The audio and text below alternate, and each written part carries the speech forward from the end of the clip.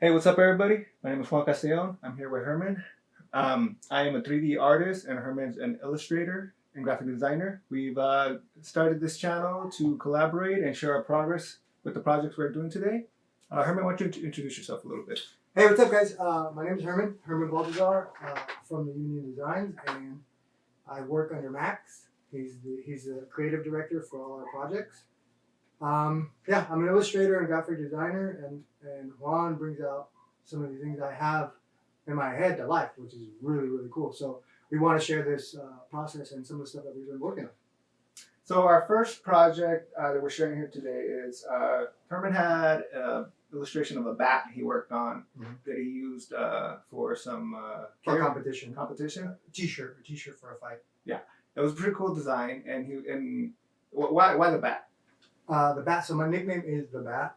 It was started off as a joke because the joke is blind as a bat, and so without my glasses, whenever I'm training, I'm squinting so I can see. So it started off as a joke, and I was like, you know what?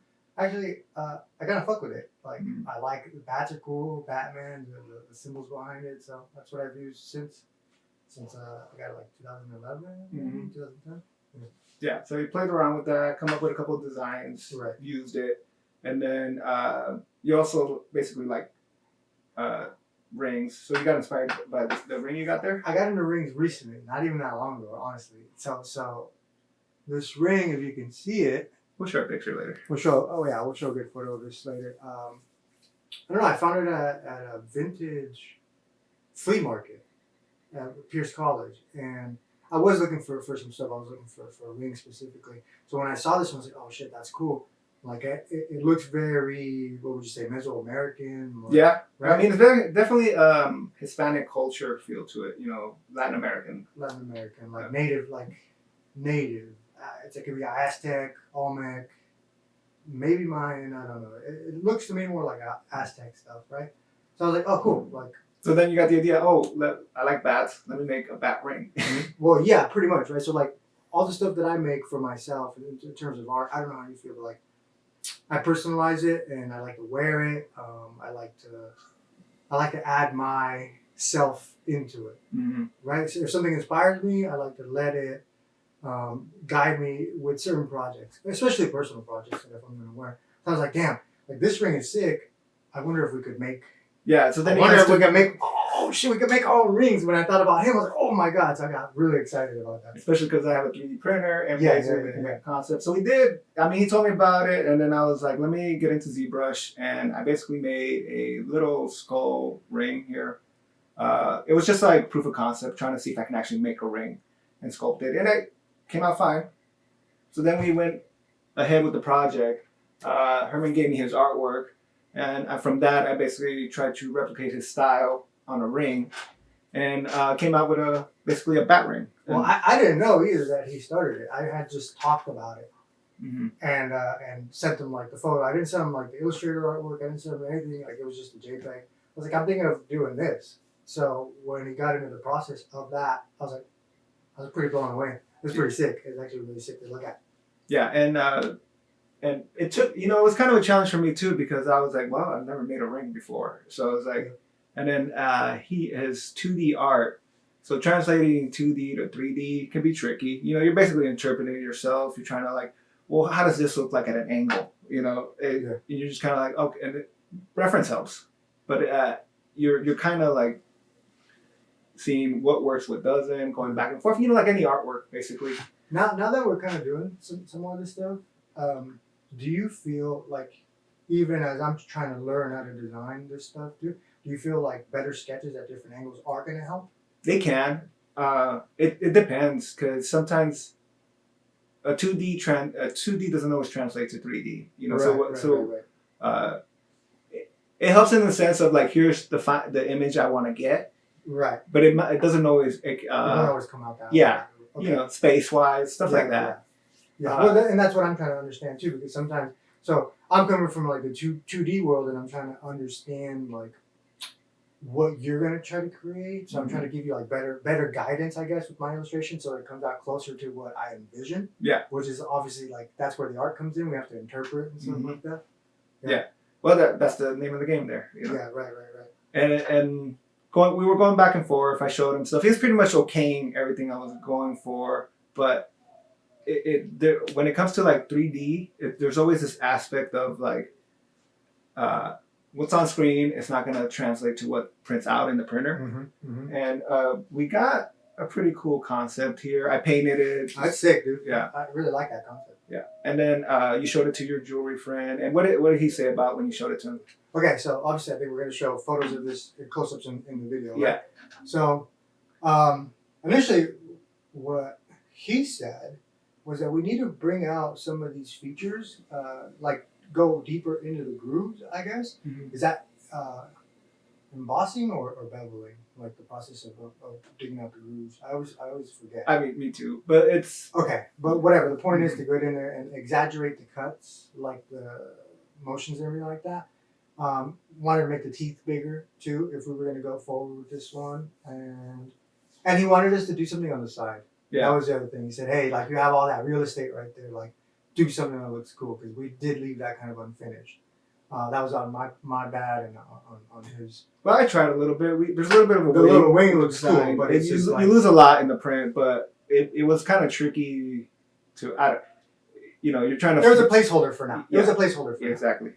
Exactly. So that's what he's told us, because when you're gonna cast the mold or whatever, like you lose even more of the detail in that process, so you want to exaggerate that detail to keep it. Yeah, that's interesting. I never even thought about that until recently. Yeah, I was anticipating that a little bit, but this was also my first time trying this, so I was like, I'm not gonna know until it's printed. Yeah. And that's true a lot about it. You're not gonna know until you get to that point. Right. And so I made two. You tried one out for a week. I wore one out. I wore the other one because when I told him, it's the same thing. Like you can think about a design and then like have something that's close to it. This came out amazing and really close to my vision in terms of what I wanted it to look like. But then I started wearing it, and I wanted to test that out too. I wanted to wear something that's comfortable, like just like your training gear, your fighting gear, whatever. You want to have some stuff that like, all right, cool. There's no issue with this. So the profile of the ring, the forward-facing profile, extends more than I wanted, because every time I would put it on and say I have to reach for my phone in my pocket or the keys or whatever, it kept getting stuck. Like it would hit, and I like normally it takes one attempt to get your wallet out, right? This would be like 2, 3. One time I like had to reach over with my other hand to lift the pocket so I could just get it in there and then forget about it. If you're driving, you got to reach for something. I was like, damn. So that made me reevaluate.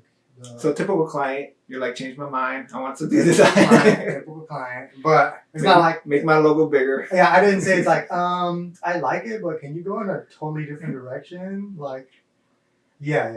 So that process, we talked about it, right? Yeah. Which I actually thought was good feedback, because I was like, okay, here's the design. He tested it out for like a week. Yeah. And then we got, you know what? I like it, but this is an issue. And I'm like, this is great feedback. Yeah. Now we can go a different direction, because ultimately this is your ring that you're going to be wearing, and you want to be comfortable with it. So right. Well, yeah, exactly. Plus, it also gives us a chance to experiment, because this was just proof of concept. Yeah. This was like, oh, hey, I can make rings. Like, I'm pretty sure I can make rings. And the detail on this and like all that stuff, I was like, oh shit, like cool. Then that made me think I'm actually gonna bring the design, like make the design simpler, like kind of addition by subtraction. Like usually my stuff is very like complex. Yeah. My illustrations and stuff like that, I use a lot of little lines. I use a lot of like odd shapes and stuff like that, and it's not always necessary. Yeah. But again, it doesn't translate as well as I would like it to, or to the physical, where it's like multiple shapes and like, the 3D. So I changed the design. I made something that like, we were looking at this ring and I said, oh, the ring that I like, and I was like, oh, like I need to make some stuff like that. We went back to the original inspiration. Exactly. A lot of smooth angles, and basically we're gonna go a whole completely different direction now, where it's basically going to be what, like an what's that tribe you were talking about? Oh no, this is different. But so I've been very inspired by a lot of Mesoamerican. Yeah. A lot of like native peoples to the Americas, right? Like Caribbean tribes. Obviously, a lot of like Mexican tribes, like the Chichimeca and stuff, which I think is the closest that I'm I'm related to, as far as I've been able to find out. Yeah, just a lot of native.